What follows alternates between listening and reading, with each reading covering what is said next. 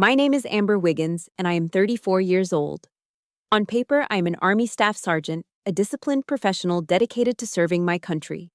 But in the eyes of my family, I am nothing more than a walking ATM and a single, childless failure.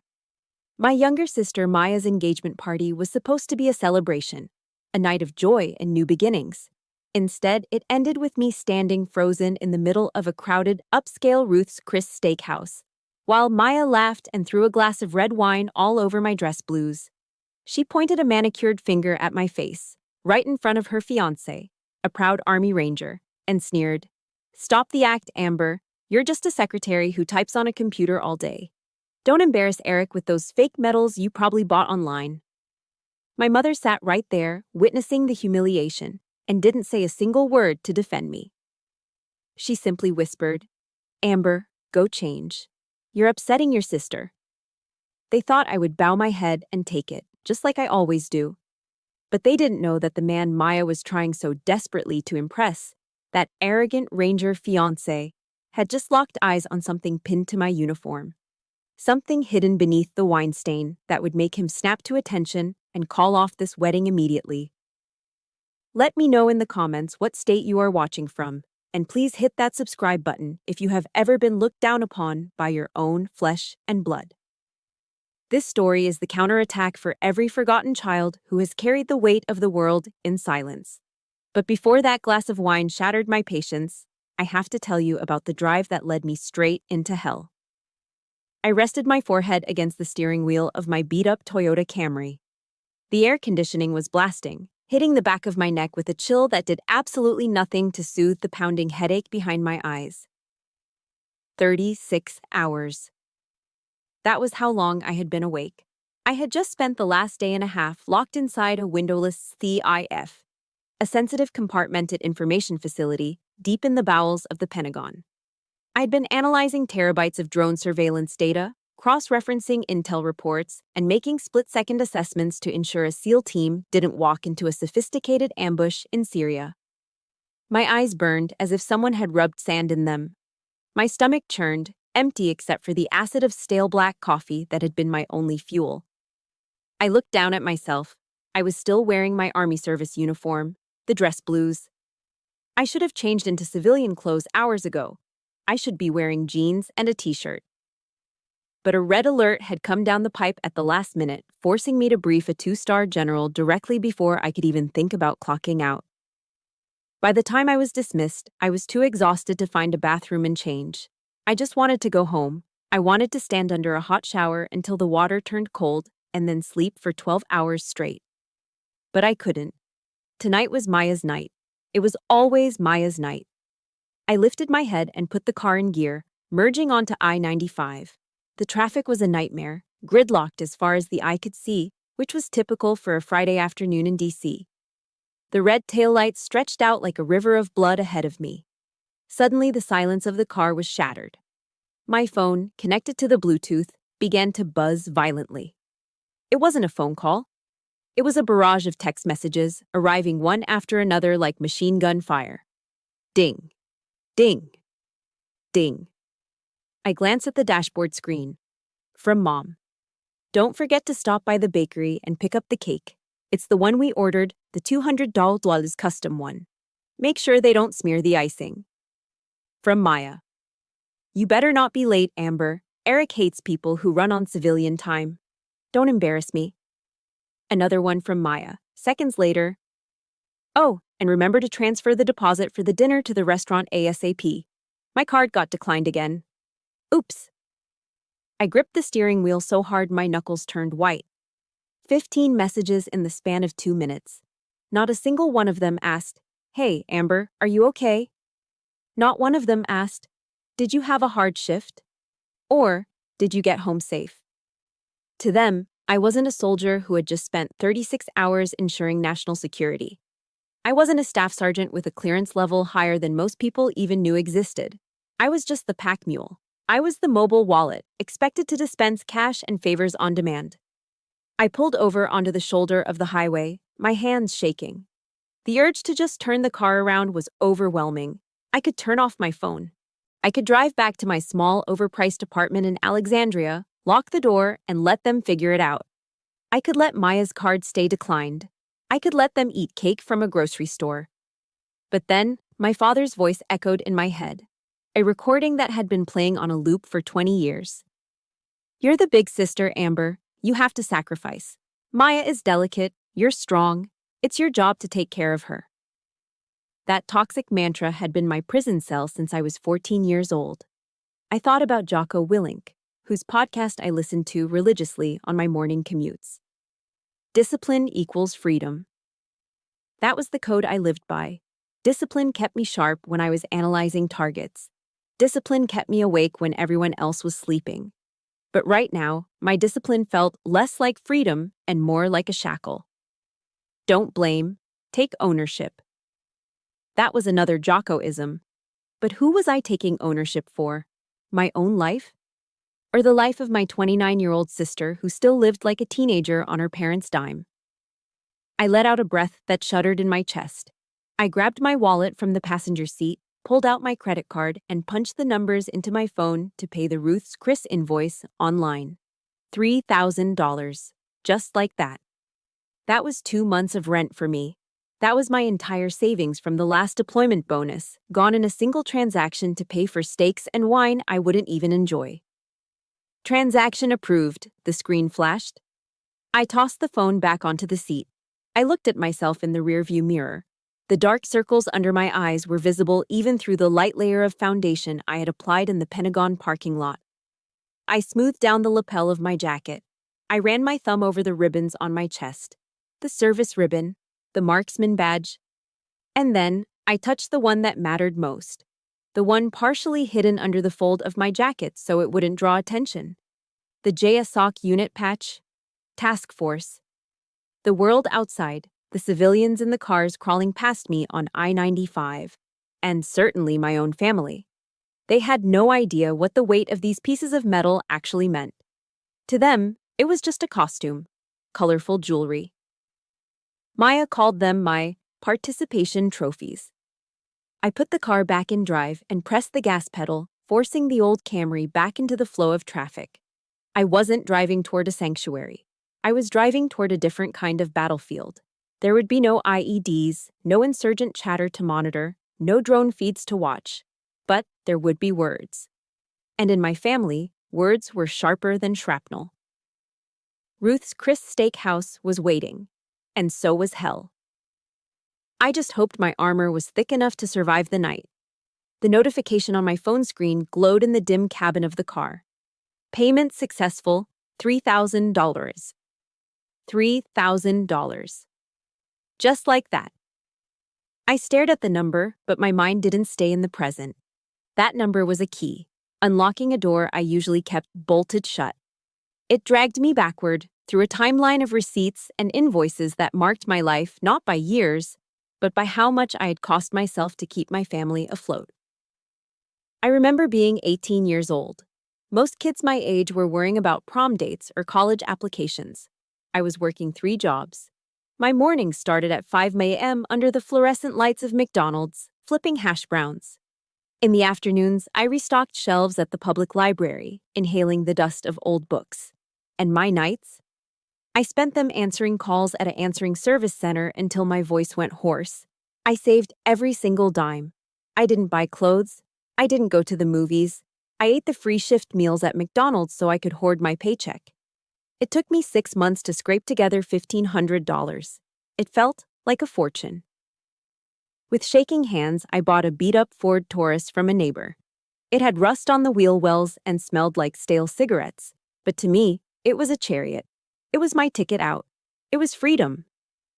But the day I drove it into our driveway, beaming with pride, my father didn't smile. He didn't say, "Good job, Amber. I'm proud of your hard work." He stood on the porch, arms crossed, and looked from the car to me. "Maya needs a way to get to her classes at the community college," he said, his voice devoid of negotiation. "You're strong, Amber. You can take the bus. The walk to the stop will be good exercise for you."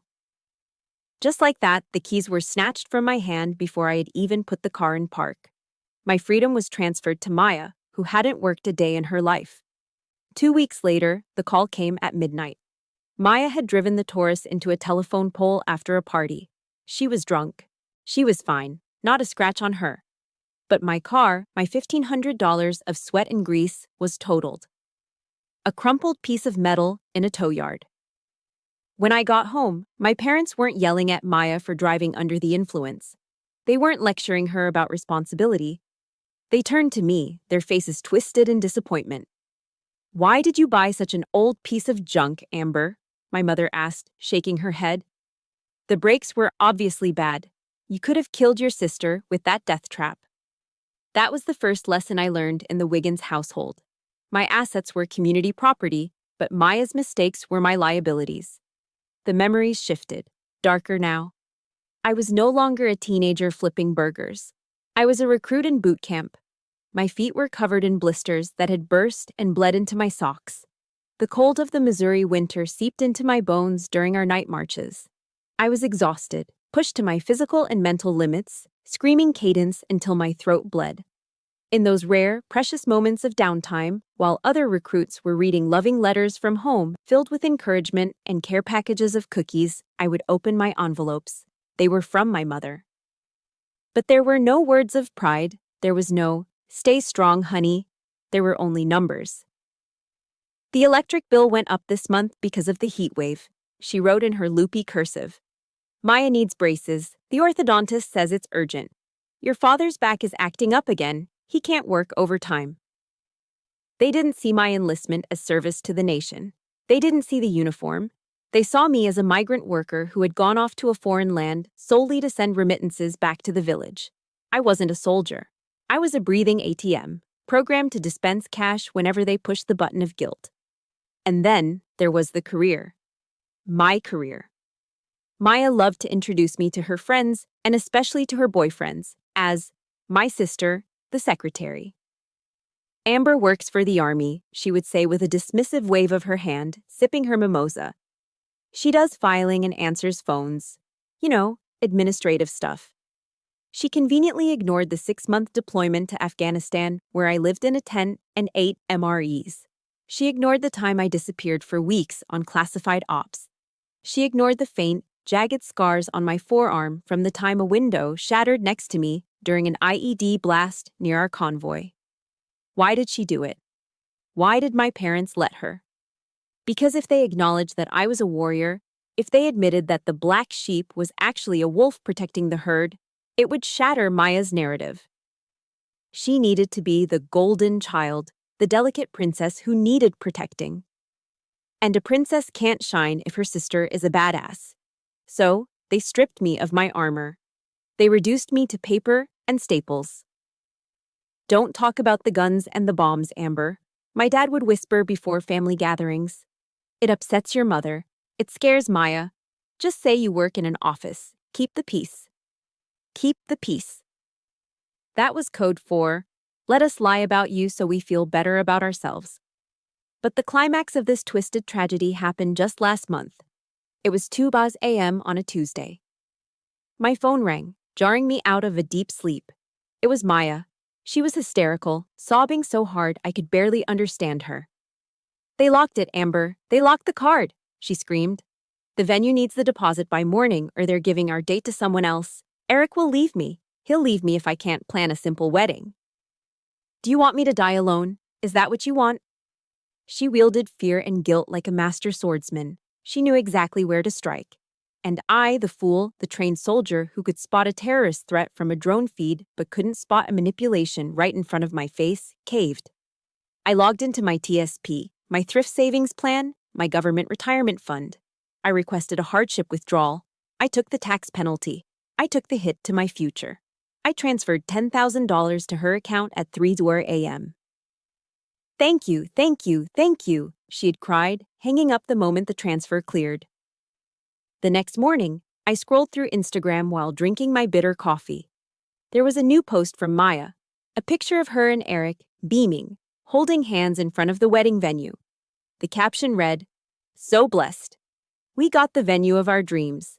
Thank you to the universe for always providing and listening to my manifestations." Blessed Destines Manifestation. Wedding vibes. The universe. Not Amber. Not her sister who had just gutted her retirement savings. The universe provided. I was just the invisible conduit, the ghost in the machine that made her manifestations appear.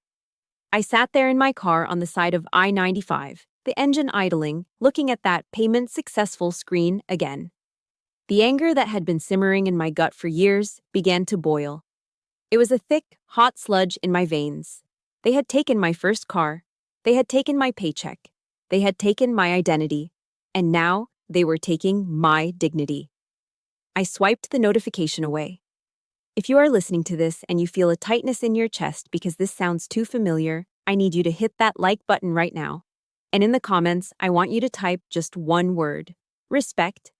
Type respect if you believe that support goes both ways and that family shouldn't be a one-way street of taking. I put the car in gear. The memories faded, replaced by the harsh reality of the present. Ahead of me, through the windshield, the Ruth's Chris Steakhouse loomed like a fortress. And in the parking lot, standing under the warm glow of the entrance lights, I saw them, Maya and Eric, in the flesh. They were laughing. Maya was leaning into him, her hand on his chest, that expensive engagement ring, probably paid for by the universe, sparkling in the light. They looked like a magazine cover. They looked happy. And I looked like a wreck. I took a deep breath, smoothing the front of my uniform one last time. The ghost of the past was done haunting me. It was time to face the monsters of the present. I opened the car door and stepped out into the night. I watched them from the driver's seat of my Camry, the engine finally silent, but the heat of the drive still radiating off the hood. Maya and Eric. If you have ever seen an action movie, you know exactly what Eric looked like. He was the cliché come to life. He was a big guy, built like a linebacker, with sleeves of tattoos running down both arms.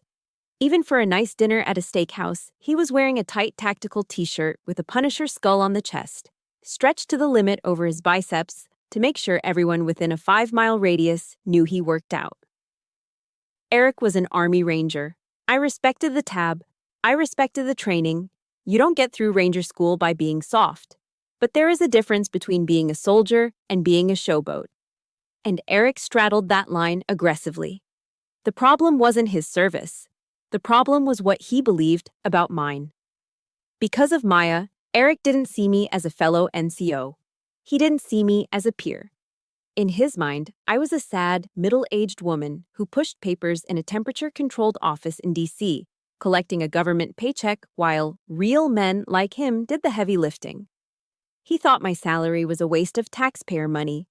He had no idea that just 6 months ago, the intelligence packet I built, the one that identified a high-value target safe house in Mosul, was the reason his platoon didn't walk into a fatal funnel. I had saved his life, or at least the lives of guys just like him. And he looked at me like I was the help. I rolled down my window just a crack. The night air let in the sound of their voices. They were standing near the valet stand, smoking. Maya ran her hand up Eric's arm, her voice taking on that sugary, helpless tone she used whenever she wanted something. "Babe, please promise you'll be nice to Amber tonight," she cooed, pouting her lips. "She's sensitive. You know how she gets. She's always been a little jealous because you're a real warfighter, and she's just, a civilian in a uniform." My grip on the door handle tightened until my fingers ached. A civilian in a uniform. Eric let out a bark of laughter, exhaling a cloud of smoke into the night air. "Don't worry, babe," he said, his voice booming with unearned confidence. "I won't bully the pog. Somebody's got to make the coffee and file the reports while the big boys are working, right? Pog. Person other than grunt." It was the favorite insult of the infantry, a way to dismiss anyone who didn't kick down doors for a living. To him, I was lower than dirt. I was support staff. I was unnecessary. The blood rushed to my face, hot and fast. Coffee? Filing reports? For a split second, the urge to slam the car door open and march over there was overpowering. I wanted to get right in his face. I wanted to scream at him about Operation Neptune's spear. I wanted to tell him about the nights I sat in a dark room, eyes glued to a drone feed, holding the power of life and death in my hand, deciding whether a shadow on a screen was a terrorist planting an IED or a farmer planting crops. I wanted to ask him if he had ever had to make a call that could wipe out a city block. But I froze. I didn't move. Why? Because of the security clearance. Because of the NDA I signed that was thicker than a Bible. And because of the discipline of a non-commissioned officer. General Mattis once said, "Be polite, be professional, but have a plan to kill everybody you meet." That was the difference between me and Eric. He was loud, I was professional. A lion doesn't need to roar at a house cat to prove it's a predator. If I went over there and started a shouting match in the parking lot of a Ruth's Chris, I wouldn't be proving my worth. I would be proving Maya right. I would be the hysterical, jealous older sister. I took a deep breath, inhaling through my nose and exhaling slowly through my mouth, forcing my heart rate to slow down. 4 count in. 4 count hold. 4 count out. Tactical breathing. It worked in a firefight and it worked in a parking lot. I swallowed the lump of anger in my throat. It tasted bitter, like bile. I would play this game, but I would play it by my rules. I looked down at my chest. The streetlights caught the reflection of my ribbons. They weren't just colorful pieces of fabric. They were stories. They were sacrifices. I thought about Sergeant Davis. Davis had been my mentor during my first deployment. He was the one who taught me how to read the landscape, how to spot the disturbances in the dirt that signaled a buried bomb. He was the best soldier I ever knew. And he died 3 feet away from me when our vehicle hit a pressure plate I hadn't seen. He died so that people back home, people like Maya, people like my parents, could sleep safely in their beds. He died so Eric could stand there in his tight t-shirt and run his mouth. To let them turn this uniform into a joke, to let them reduce my service to making coffee, was an insult to Davis's memory. It was a desecration. I made a vow right then and there, sitting in the dark of my car. I swore on the ghost of Sergeant Davis that I would not let anyone disrespect this uniform tonight. Not my sister, not my parents, and certainly not some arrogant ranger who thought he owned the world. I opened the door. I stepped out, my boots hitting the pavement with a solid, heavy thud. I adjusted my beret, pulling it down just right over my eye. I straightened my jacket, ensuring the hidden patch was still concealed but present, a secret weapon waiting to be deployed. I wasn't walking into a dinner party. I was walking into enemy territory. And I was ready. The heavy wooden doors of Ruth's Chris Steakhouse swung open, and I stepped out of the humid DC night and into the air-conditioned luxury of the lobby. The air smelled of sizzling butter, prime-aged beef, and expensive perfume. Soft jazz played in the background, a stark contrast to the heavy metal drumming of my own heart. My parents were already there, standing near the hostess stand. My mother looked elegant. She was wearing a silk navy blue dress that fit her perfectly. It should have looked familiar to me, because I was the one who paid for it. Last month, she had sent me a link to the Macy's website with a text that said, "It would be so nice to have something decent to wear for Maya's big night." I had clicked buy now without a second thought. My father stood next to her, fiddling with his tie, looking uncomfortable in his suit. They looked like the perfect suburban couple, waiting to greet their successful daughter. But when they turned and saw me, the smile slid off their faces like grease off a hot pan. My mother's eyes raked over my Army service uniform. She didn't see the crisp lines, the polished brass, or the ribbons that told the story of my career. She saw a costume. She saw an embarrassment. She didn't rush over to hug me. She didn't ask, "Amber, honey, you look exhausted. Are you okay?" Instead, she pursed her lips and let out a dramatic sigh. "Oh, for heaven's sake, Amber," she said, her voice pitched just loud enough for the hostess to hear. "I told you to change out of that stiff outfit. You look like a security guard who got lost on the way to the mall." A security guard. The insult landed with a dull thud in my chest. I opened my mouth to defend myself, to explain about the red alert, about the 36 hours I had just spent protecting the country she lived in, but my father stepped in before I could speak. He grabbed my elbow, his grip tight, and pulled me a few steps away from the entrance, towards a potted ficus tree. He leaned in close, his voice a harsh whisper. Listen to me, Amber, he hissed, the smell of his cologne overpowering. Tonight is important. Eric's family is very prestigious. They come from money. Don't you dare stand there with that sour look on your face. I'm just tired, Dad, I said, trying to pull my arm away. I haven't slept in. I don't care, he cut me off. And remember one thing. Eric is a ranger. He's a combat veteran. He has a big ego. Do not, and I mean do not, start debating military tactics with him. Don't correct him. Just play dumb, okay? Let him be the man. Make your sister happy for once. I stared at him, stunned. Play dumb?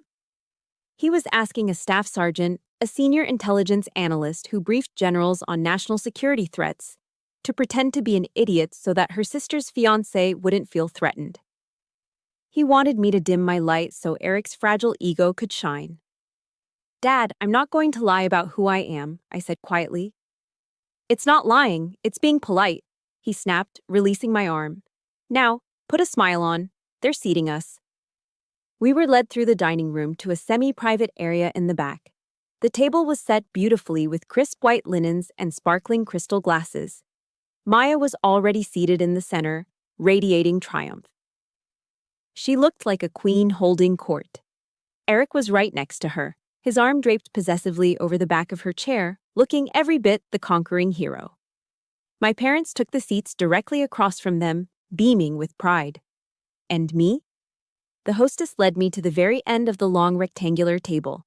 My seat was on the corner, right next to the high-traffic aisle where the waiters were rushing back and forth with trays of sizzling steaks. Every time a server passed, I felt the wind of their movement. But the location wasn't the worst part. The worst part was who I was sitting across from. Directly opposite me sat an elderly woman with thick glasses and a hearing aid that was whistling faintly. It was Eric's great-aunt Mildred. She was smiling vaguely at a breadstick. The seating arrangement screamed the truth louder than any words could. I was the financier of this feast, the person whose credit card had just secured this reservation. But I was not a participant. I was the help. I was the outlier. I was essentially the guard dog stationed at the perimeter to ensure the royals enjoyed their meal in peace. I sat down, taking my beret off and placing it carefully on my lap, smoothing the wool fabric. I looked down the table. Maya was laughing at something Eric whispered in her ear. My mother was leaning in, rapt with attention. My father was pouring wine. They were a family. And I was just a guest they were forced to invite. Here, let me help you with that, sweetie. My mother's voice drifted down the table. I looked up to see my mother reaching over to Maya's plate. She picked up a knife and fork and began to cut Maya's filet mignon into bite-sized pieces. Be careful, my mother cooed. We don't want you to splash any juice on that beautiful dress. Eat slowly, okay? Maya, a 29-year-old woman about to get married, sat there and let our mother cut her meat like she was a toddler in a high chair. She smiled, basking in the attention. The sight made my stomach clench so hard I thought I might be sick. It wasn't just annoyance. It was a visceral, physical pain that ripped open a memory I'd tried to bury for 15 years. I was 19. I'd been training for the Army physical fitness test. I was doing pull-ups on a bar I'd rigged up in the garage. The bar snapped. I fell 8 feet onto the concrete floor.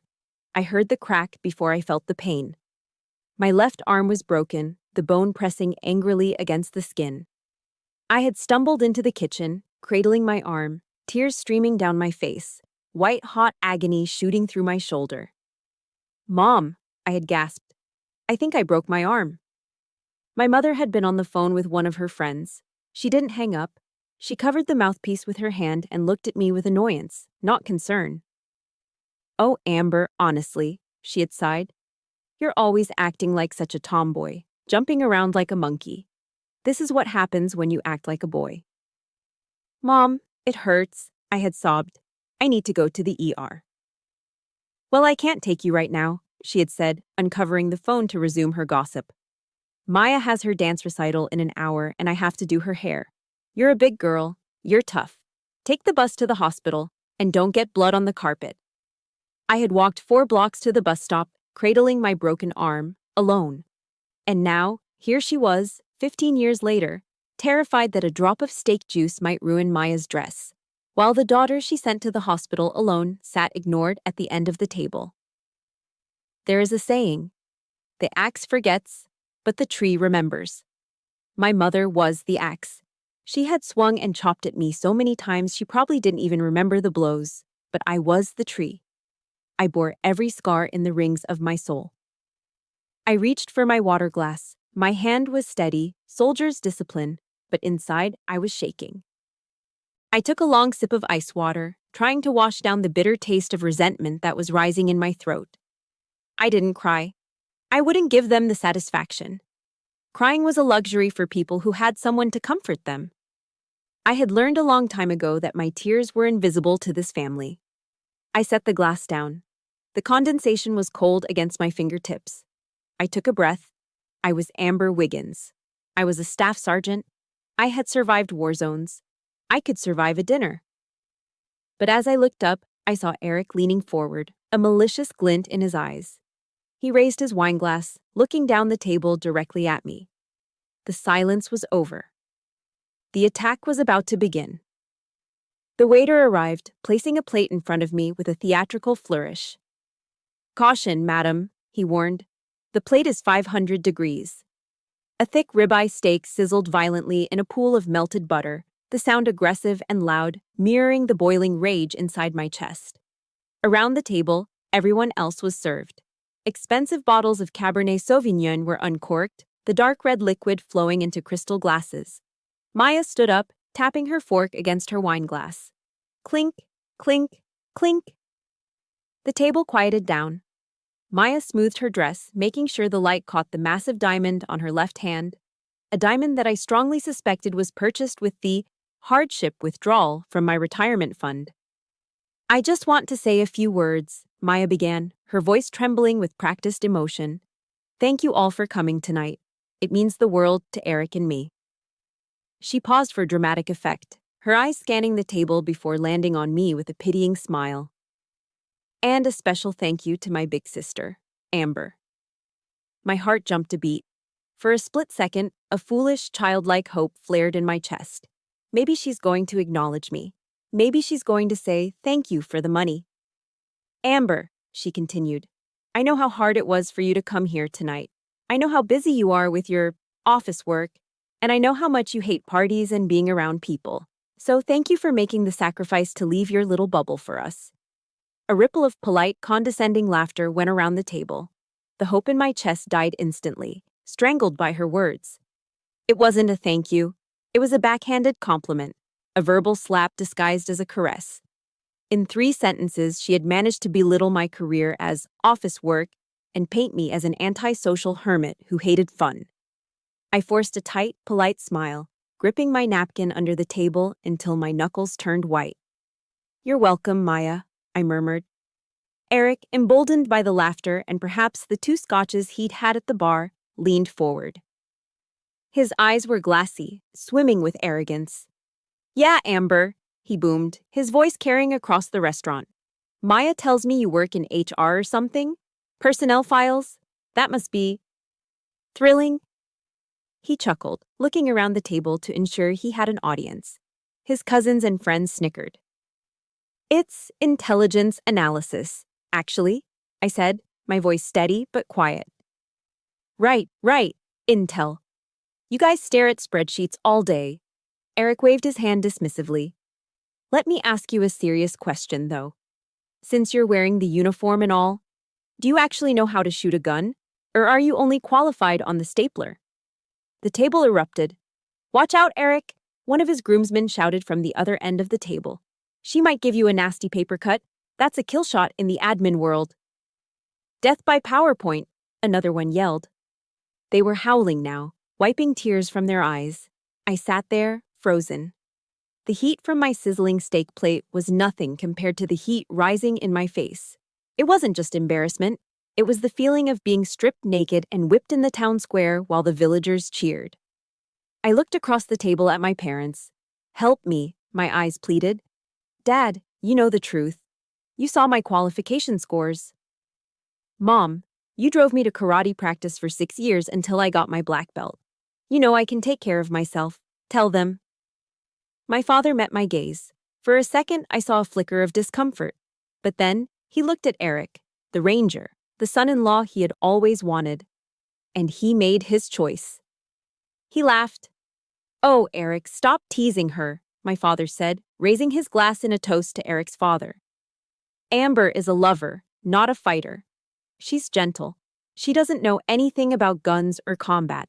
She's book smart, you know? Good at school, bad at life."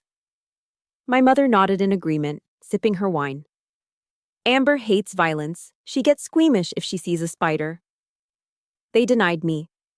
Right there, in front of strangers, they erased my identity. They took the soldier, the marksman, the survivor, and they buried her under a pile of lies just to make Eric feel big. That denial hurt more than Eric's insults. Eric was just a bully. But my parents? They were traitors. Something inside me snapped. It wasn't a loud snap. It was the quiet, terrifying click of a safety being disengaged. The ticking bomb that had been counting down inside me for 20 years finally hit zero. I didn't yell. I didn't flip the table. I moved with the slow, deliberate precision of a predator acquiring a target. I picked up my water glass and took a sip, letting the silence stretch out. The laughter at the table died down as they waited for me to look embarrassed or look away. Instead, I set the glass down and locked eyes with Eric. I didn't blink. I stared straight into his pupils, channeling every ounce of command presence I had earned over 15 years of service. "Actually, Eric," I said, my voice cutting through the ambient noise of the restaurant like a knife.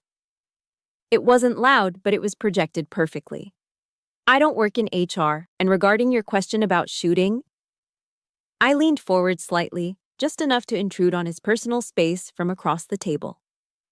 My last qualification on the M4 carbine was 40 out of 40 on pop-up targets, expert badge, and I shot a perfect score on the M9 pistol qualification last week. I tilted my head, keeping my eyes locked on his. "What was your last score, Eric? Did you hit 36, or did you have an off day?" The silence that fell over the table was absolute. It was heavy and suffocating. Eric's smile froze on his face. His eyes widened slightly. He hadn't expected the secretary to know the metrics.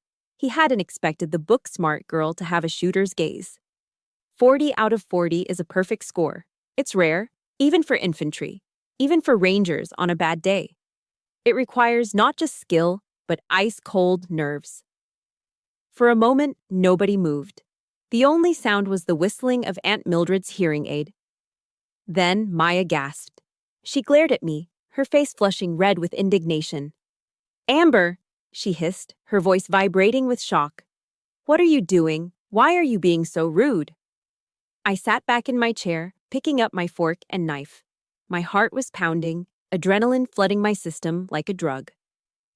It was the same feeling I got right before a raid. The fear was gone. There was only clarity. "I'm just making conversation, Maya," I said calmly, cutting a piece of my steak. Eric asked a question. I answered it. I put the steak in my mouth and chewed. It tasted like victory. But as I looked at Maya, I saw her hands shaking. She wasn't just embarrassed, she was furious. I had broken the script. I had stepped out of my role as the punching bag. And the princess was about to strike back. Maya exploded. It wasn't a slow burn. It was an instantaneous, volcanic eruption triggered by the one thing a narcissist cannot handle, being upstaged. She stood up so abruptly her chair scraped loudly against the wooden floor, a harsh screech that cut through the ambient noise of the restaurant. Her face, usually so perfectly composed with layers of expensive makeup, was contorted into a mask of ugly, red fury. "Can you just stop?" she shrieked. Her voice wasn't just loud, it was piercing, echoing off the mahogany walls of the steakhouse. "You always do this. You always have to make everything about you." Conversations at nearby tables stopped. Heads turned. A waiter carrying a tray of martinis froze mid-step. We had become the show. We were the spectacle everyone pretends to ignore while desperately listening to every word. I'm not doing anything, Maya, I said, keeping my voice low and level. I remained seated, my back straight, my hands resting calmly on the table. It was the posture of someone de-escalating a hostile locale during a patrol. Sit down, you're making a scene. I don't care if I'm making a scene, she yelled, pointing a manicured finger at my face. You're just jealous. You're jealous because Eric is a real hero, a real man who fights for his country, and you're just nothing. You're a zero. You're a bitter old spinster in a Halloween costume trying to steal my spotlight. Zero. Halloween costume. The words were designed to hurt, to dig into the insecurities she thought I had. But they bounced off me. I had been called worse by Taliban insurgents. I looked at her calmly, almost pitying her lack of control. But my calmness was gasoline to her fire. She wanted a fight. She wanted me to scream back, to cry, to break down so she could be the victim again. And because I wasn't giving her that satisfaction, she decided to take it by force. Her hand shot out and grabbed her wine glass. It was full to the brim with expensive Cabernet Sauvignon, a deep, blood-red liquid. You like wearing that uniform so much? She sneered, her eyes manic. You think you're so special with your little medals? Let me decorate it for you. Time seemed to stop. In combat, they say time slows down during an ambush. Your brain processes information at hyperspeed, making seconds feel like minutes. That's exactly what happened now. I saw her arm tense. I saw the liquid slosh inside the glass. I saw the malicious intent in her eyes. I could have moved. I could have blocked it. My reflexes were faster than hers. I could have caught her wrist and snapped it before she even finished the motion. But I didn't. I sat there, unmoving as a statue. I let it happen. I needed everyone to see exactly who she was. Maya swung her arm. The wine left the glass in a perfect crimson arc. It hung in the air for a fraction of a second, shimmering under the warm lights of the chandelier, beautiful and destructive. Then, it hit me. Splash. The liquid slammed into my chest. It was cold, shockingly cold against the warmth of my skin. It soaked instantly into the dark blue fabric of my jacket. It splashed up onto my face, stinging my eyes. It dripped down onto the pristine white collar of my shirt, staining it a violent pink. It ran over my ribbons, over the marksman badge, over the service stripes, turning my career achievements into a sticky, dripping mess. The smell hit me next, the overpowering scent of alcohol and grapes. I sat there, blinking the wine out of my eyelashes. A single drop rolled down my nose and fell onto my hand. The restaurant was dead silent. The jazz music seemed to have stopped, or maybe my brain just tuned it out. No one moved, no one breathed. Even the kitchen staff had paused in the doorway. Maya stood there, panting slightly, the empty glass still clutched in her hand. For a second, she looked triumphant. A smirk played on her lips. But then, as the silence stretched on, dragging into an uncomfortable eternity, the smirk faltered. She looked around and realized that no one was cheering. Eric opened his mouth to laugh. I could see it in his face. He wanted to make a joke, to break the tension, to side with his fiancé. He let out a short, nervous, heh. But then I stood up. I pushed my chair back slowly. The sound was deliberate. I rose to my full height. Wine dripped from my chin. It dripped from my elbows. It pooled on the floor by my boots. I didn't wipe it off. I didn't try to clean myself. I just looked at them. I looked at Maya. Then I looked at Eric. I didn't say a word. I didn't need to. In the military, we talk about command presence, the ability to project authority without speaking. But this was beyond that. This was killing intent. It was the cold, hard look of someone who has seen death and isn't afraid to deal it out. Eric's laugh died in his throat. He choked on it. His eyes darted from my face to the stain on my chest, and I saw something change in his expression. Fear. Genuine, primal fear. He recognized the look in my eyes. It was the look of a predator that had just been poked one too many times. I turned my gaze to my parents. This was it. This was the moment. My sister had just assaulted me in public. She had desecrated a United States Army uniform. Surely this was the line. Surely this was where my mother would stand up and slap her. Surely this was where my father would demand an apology. I waited. My mother looked at me. She looked at the wine dripping onto the expensive carpet. She looked at the faces of the other diners staring at us in horror. Then she reached out and tugged on my father's sleeve. She leaned in, not to comfort me, but to distance herself from the embarrassment I represented. "Amber," she hissed, her voice loud enough for the entire table to hear. "Go to the restroom and clean yourself up, or just leave. Look at what you've done. You've upset your sister. Why do you always have to cause so much drama?" The world tilted on its axis. I upset her? I caused the drama? The wine was cold, but those words were ice picks driven straight into my heart. The armor I'd built around myself for 20 years, the armor of, they love me in their own way, the armor of, family is everything, shattered. It fell to the floor along with the red wine. There was nothing left to protect. There was no misunderstanding. There was no tough love. They didn't see me as a daughter. They didn't see me as a human being. I was just an inconvenience. I was a prop in their play that had malfunctioned, and now they were mad that I was ruining the scene. I looked at my mother, really looked at her, for the first time in years. I didn't see the woman who raised me. I saw a stranger. A weak, selfish stranger. If you are feeling the rage boiling in your blood right now, if you want to reach through the screen and scream for justice, please hit that like button. It helps this story reach more people who need to hear it. And in the comments, I want you to type, "No more." Type, "No more," if you agree that family ends where disrespect begins. I took a deep breath. The scent of wine was suffocating. I reached for a cloth napkin from the table and slowly, methodically, wiped the liquid from my face. "I'm leaving," I said. My voice was calm, terrifyingly calm. I turned to walk away. But as I turned, the movement caused my wet jacket to pull tight against my body.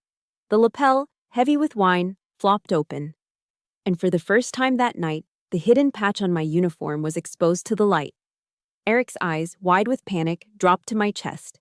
He blinked. He squinted. And then, his jaw dropped. He saw it. The game was over.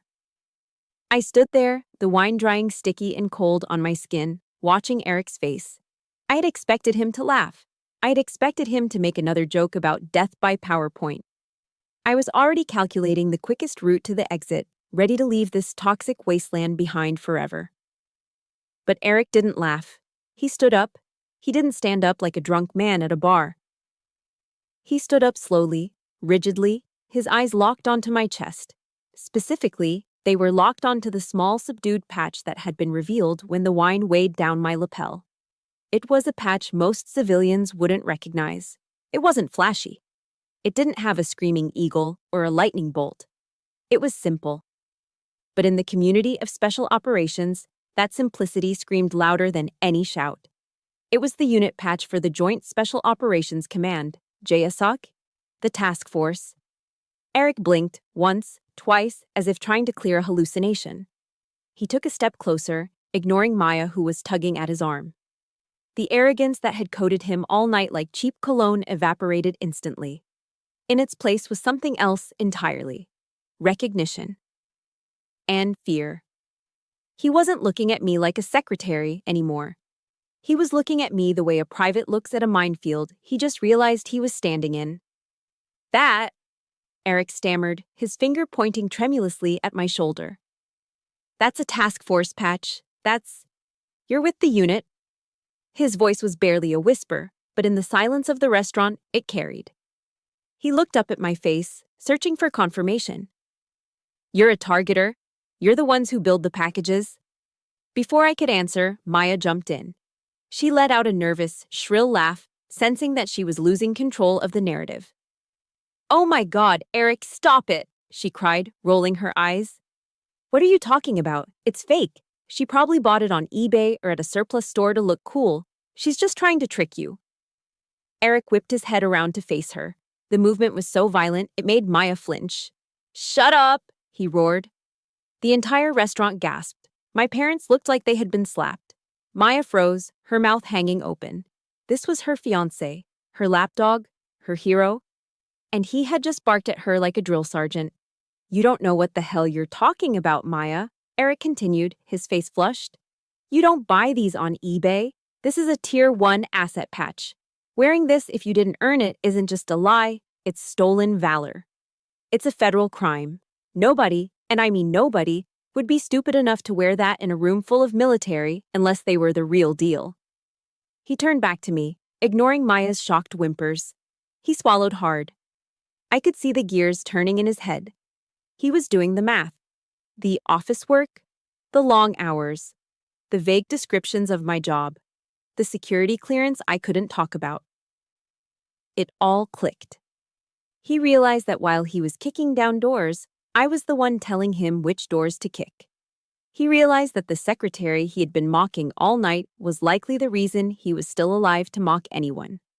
He took a deep breath, and then he did something that made my father drop his wine glass. Eric brought his heels together. Snap. The sound echoed on the wooden floor. He straightened his back, pulling his shoulders down, chest out. He assumed the position of attention, and then he raised his right hand to his brow. A crisp, perfect salute. Staff Sergeant Wiggins, he said. His voice wasn't slurring anymore. It was crisp, respectful, terrified. I apologize. I didn't know. I was out of line. I disrespected a superior NCO and a member of the task force. It won't happen again. The world seemed to tilt on its axis for my family. My mother was staring at Eric like he had grown a second head. My father was looking at me with a mixture of confusion and dawning horror. And Maya? Maya looked like her entire reality was crumbling. The man she had paraded around as her trophy, her proof that she was better than me, was now standing at attention, saluting the failure sister. I let him hold the salute for a long moment. I let the silence stretch. I let everyone in that restaurant soak in the image of the big, tough ranger submitting to the woman covered in wine stains. Slowly, lazily, I raised my hand. I gave him the casual, slightly dismissive return salute of a seasoned NCO who has seen it all. At ease, Ranger, I said calmly. You're making a scene. Eric dropped his hand instantly, but he remained standing at attention. He looked sick. He looked like he wanted to crawl into a hole. I'm so sorry, Staff Sergeant, he whispered again. I honestly thought... Maya told me. He stopped. His eyes hardened. He turned slowly to look at Maya, who was now shrinking in her chair, clutching her napkin. You told me she was a secretary, Eric said, his voice low and dangerous. She is, Maya squeaked, tears welling up in her eyes. She types, she files papers, it's the same thing. It is not the same thing, Eric shouted. She is an intelligence analyst for JSOC. Do you have any idea what that means? She hunts terrorists, Maya. She saves lives. She's probably done more for this country in one deployment than I have in my entire career. He looked at her with pure disgust. It wasn't just anger, it was revulsion. He looked at her like he had just realized she was rotting from the inside out. You lied to me, he said, shaking his head. You lied about everything. You made me disrespect a fellow soldier. You made me look like an idiot. You made me dishonor the uniform. Eric, please, Maya sobbed, reaching for his hand. It was just a joke. I just wanted you to be proud of me. I didn't want you to like her more than me. Eric pulled his hand away as if she were contagious. He looked down at the engagement ring sparkling on her finger, the ring bought with my retirement money. Proud of you, he scoffed. You're a liar, Maya, and you're a bully.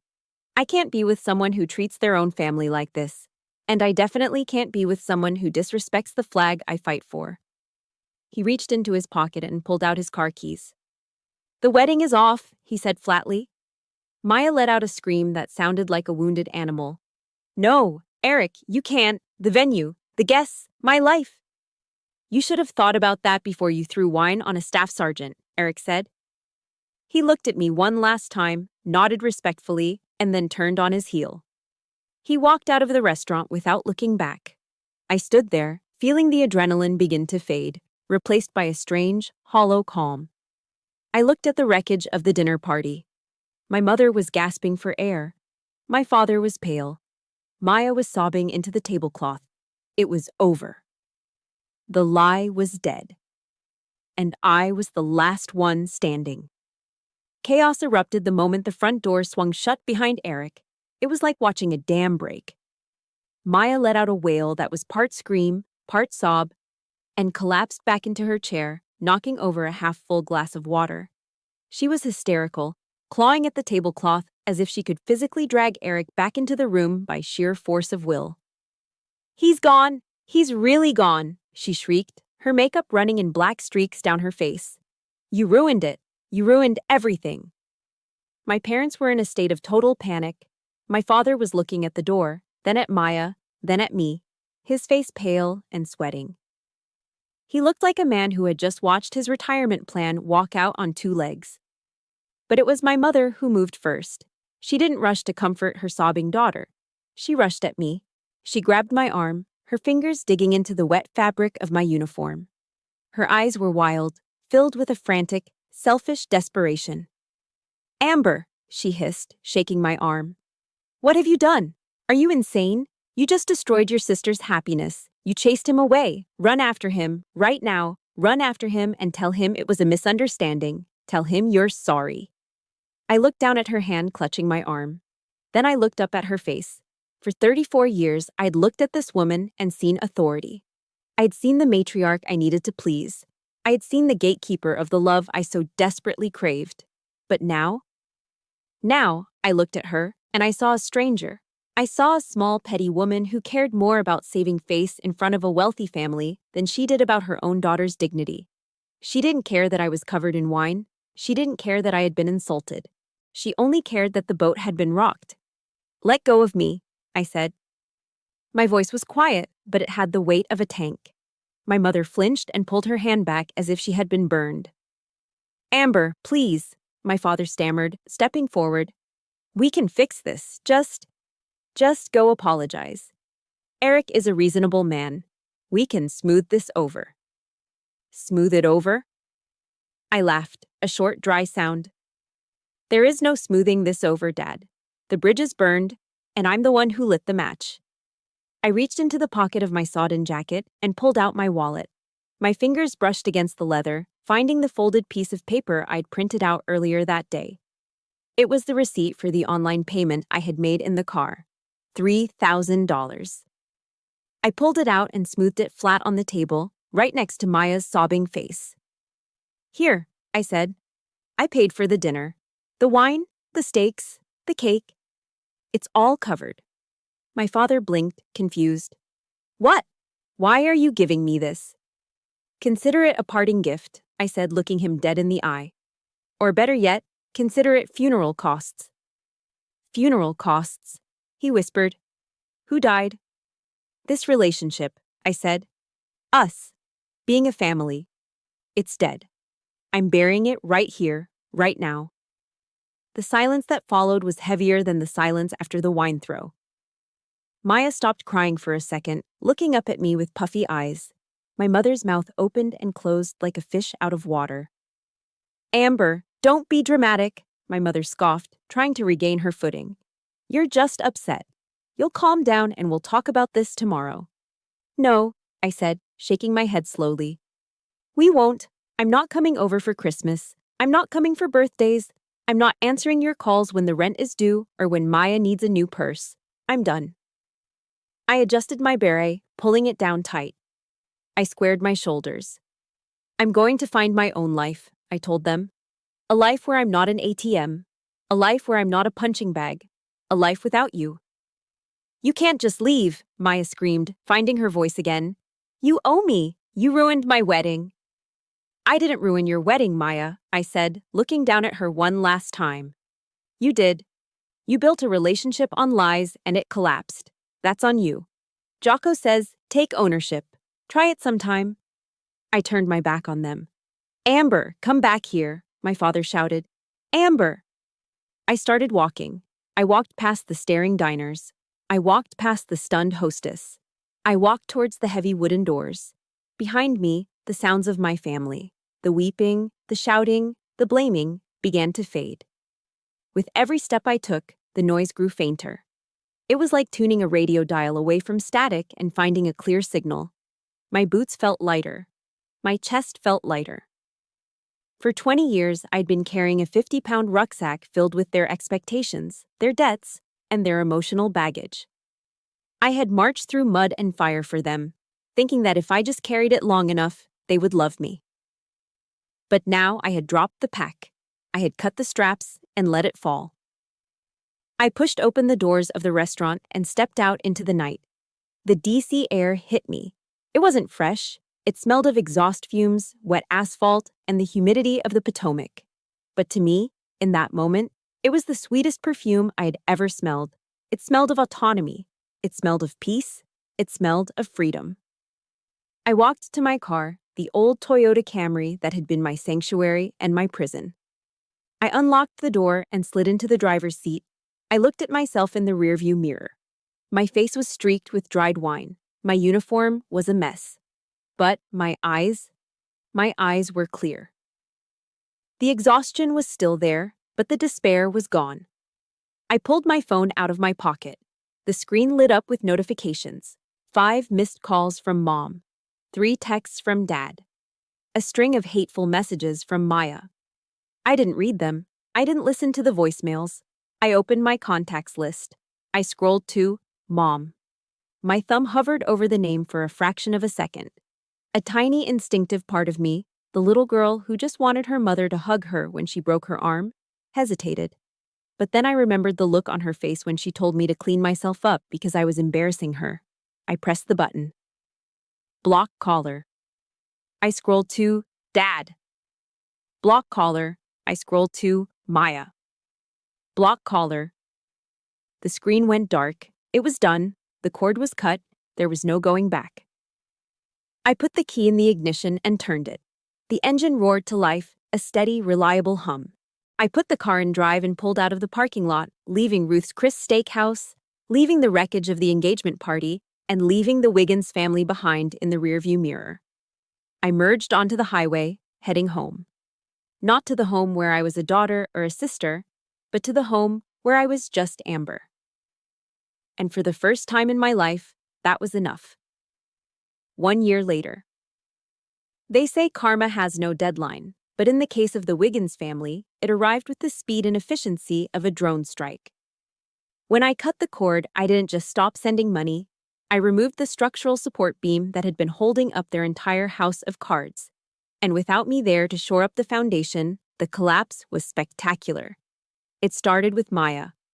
Without Eric's dual income and without my emergency transfers, her lifestyle of brunch mimosas and designer handbags hit a brick wall. Her landlord didn't care about her manifestations, he cared about the rent. After 3 months of missed payments, he evicted her. I heard through a mutual acquaintance that it was ugly. She had to sell everything. The Michael Kors bags went on Poshmark. The Chanel clutch I'd bought her for her birthday went to a pawn shop. She even had to sell the engagement ring. Eric hadn't even asked for it back. He was so disgusted he just wanted to wash his hands of her completely. But even that wasn't enough. At 30 years old, the golden child had to pack her remaining belongings into trash bags and move back into our parents' basement. It was the ultimate failure to launch. The princess was back in the tower, but this time there was no prince coming to rescue her, and the castle was crumbling. My parents didn't fare much better. For years, they had lived beyond their means, relying on my contributions to cover the gaps in their budget. They treated my bank account like an extension of their own. But when the well ran dry, reality hit hard. The argument started. My mother blamed my father for not making enough. My father blamed my mother for spending too much. The stress of having Maya back home, unemployed and miserable, turned their house into a war zone. Bills began to pile up on the kitchen counter. The electric company sent final notices. The property taxes they had ignored for 2 years finally caught up with them, threatening a lien on the house. They tried to call me, of course.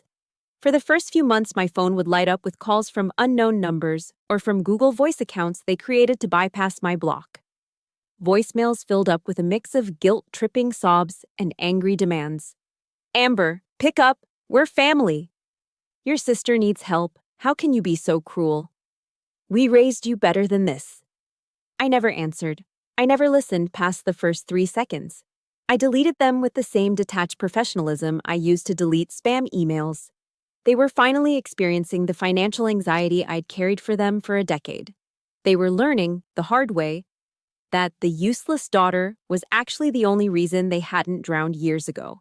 Meanwhile, my life was skyrocketing.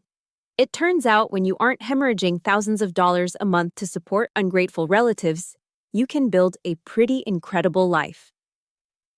6 months after the incident at Ruth's Chris, I was promoted. I made Sergeant First Class, E7, below the zone, meaning I was promoted ahead of my peers.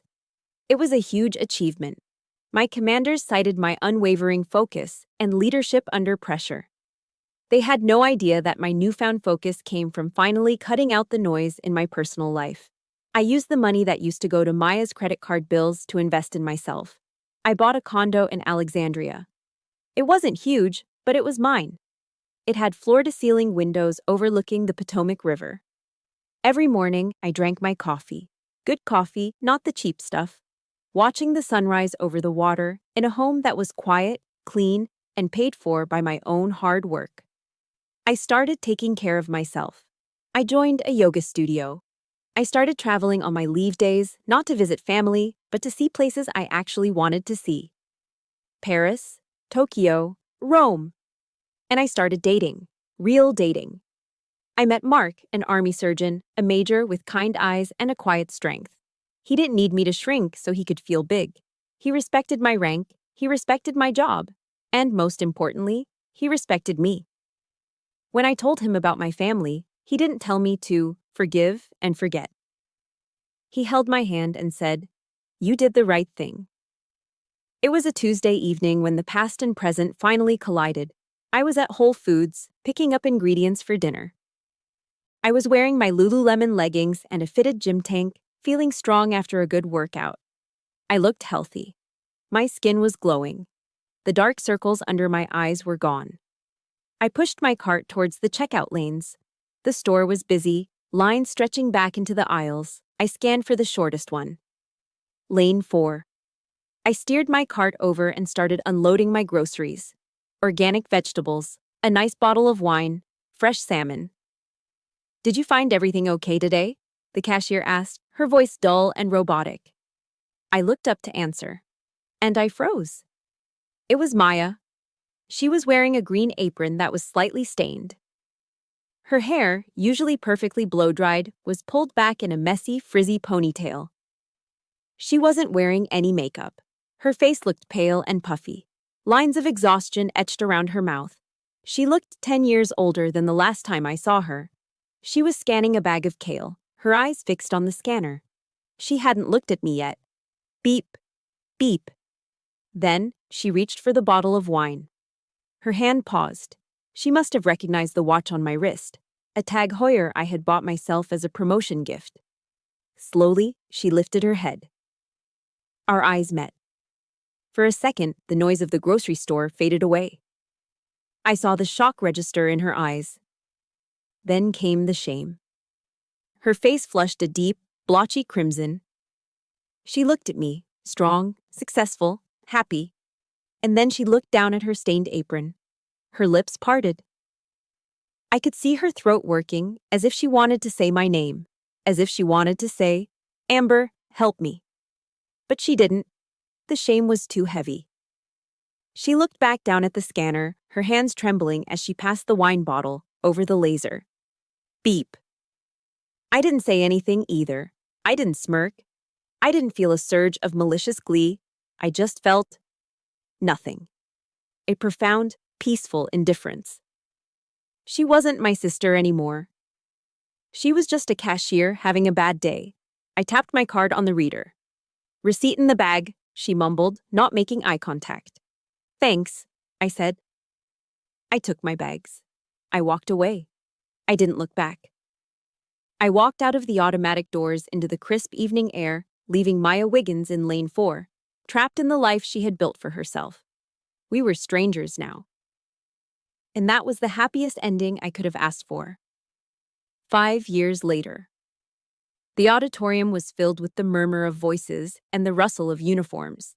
The air smelled of floor wax and anticipation. I stood on the stage, the bright lights warm on my face, feeling the weight of the moment settle onto my shoulders. "Attention to orders," the adjutant barked. The room snapped to silence. The Secretary of the Army has reposed special trust and confidence in the patriotism, valor, fidelity, and professional excellence of Sergeant First Class Amber Wiggins. I looked out into the crowd as the citation was read.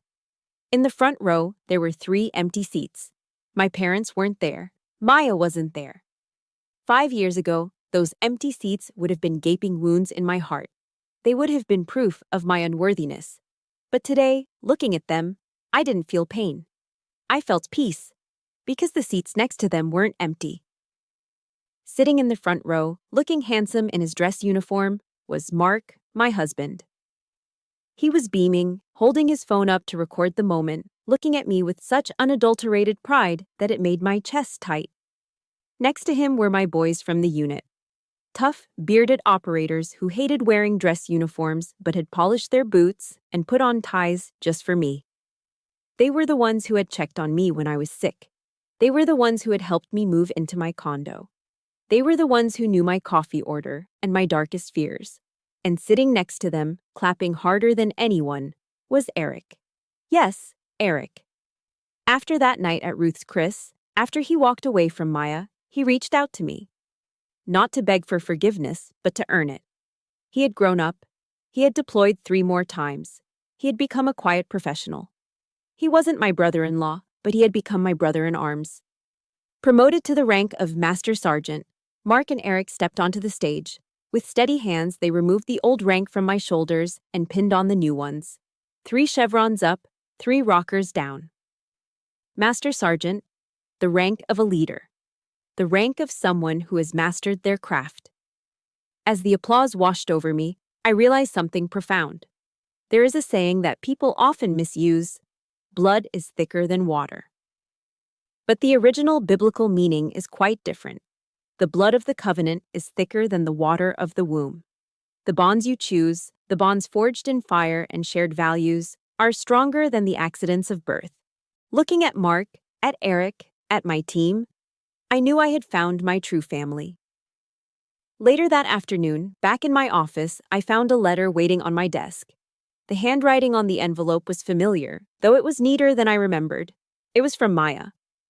I hesitated for a moment. The old instinct to protect myself flared up. But I was a master sergeant now. I didn't fear paper. I opened it. "Dear Amber," it began, "I saw the announcement about your promotion on the Army's Facebook page. Congratulations. You look strong. You look happy." I sat down, running my finger over the ink. "I'm not writing this to ask for anything." The letter continued. "I know I lost the right to ask you for help a long time ago. I just wanted you to know that you were right. About everything. After Eric left, and after you left, I hit rock bottom. Mom and Dad couldn't save me. I had to save myself. I went back to school, Amber. I'm graduating next month as a registered nurse. It's hard work. My feet hurt every day. But for the first time in my life, I feel useful. I feel like I'm actually doing something instead of just taking. I know I can't undo the past. I know I can't unthrow that wine. But I want you to know that I admire you. I always did. I was just too insecure to admit it. I hope you have a wonderful life. You deserve it. Love, Maya." I folded the letter carefully and placed it back in the envelope. I didn't reach for a pen to write back. I didn't pick up the phone to call her. Forgiveness, I had learned, doesn't always mean reconciliation. I forgave Maya. I truly did. I was glad she had found a purpose. I was glad she was standing on her own 2 feet. But that didn't mean I needed to invite her back into my life. Some bridges are burned not to keep people out, but to keep the toxicity from following you. I could wish her well from a distance while keeping my peace intact. That was the boundary I had set. And it was the boundary that kept me healthy. I stood up and walked to the window. Outside, the American flag was snapping briskly in the wind against a clear blue sky. I thought about the woman I was 5 years ago, exhausted, used, desperate for crumbs of affection from people who were incapable of feeding me. I thought about the thousands of dollars I had wasted trying to buy their love. I had saved Maya, in the end, but not by giving her money, not by fixing her problems. I saved her by letting her fall. I saved her by forcing her to face the consequences of her actions. Sometimes the most loving thing you can do for someone is to say no. And more importantly, I had saved myself. I turned away from the window and looked at the reflection in the glass. I saw a woman who was whole, a woman who was respected, a woman who was free. If you are listening to this story right now and you feel a tightness in your chest because you see yourself in the Amber of 5 years ago, listen to me closely. If you are the one always giving, always fixing, always sacrificing while your family takes and takes and takes, stop. You are not an ATM. You are not a doormat. You are not a secondary character in someone else's movie. Your value is not measured by how useful you are to people who refuse to help themselves. Your worth is not a currency to be spent on their bad decisions. It will be hard. It will be terrifying. They will scream. They will cry. They will call you selfish. Let them. Put on your armor. Stand up straight. Shoulders back. Chin up. Walk out of that restaurant. Block those numbers. Drive away into the night. Because out there, in the world beyond the guilt and the manipulation, there are people waiting to love you. There are people waiting to respect you. There is a life waiting for you that is bigger, brighter, and more beautiful than you can imagine. I am Master Sergeant Amber Wiggins, and this is my final order to you. Live for yourself. This wasn't just my battle. It is a war many of us fight in silence every single day. Now, I have one final mission for you. If my story gave you the spark to finally draw your own line in the sand, I want to see you in the comments. Type freedom below to claim your new life. Don't let your story end in silence. Hit that like button to salute every black sheep who became a wolf and subscribe to this channel. We are building a new family here, one based on respect, not just blood. Dismissed.